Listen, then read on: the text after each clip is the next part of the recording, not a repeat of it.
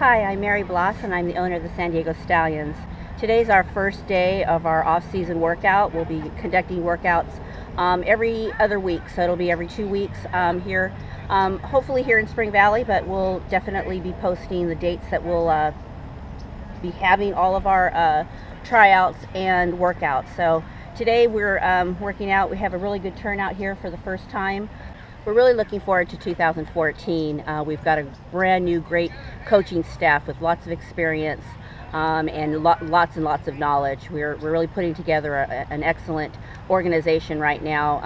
The San Diego Stallions have been in existence now for about 8 or 9 years and have made the playoffs pretty much every year except for this last one. So we're recouping for the 2014, looking forward to having an excellent year and bringing on a whole bunch of new faces and young athletes out here, whether it be just to have fun and enjoy the game, or if they're looking to inspire to move up to the next level.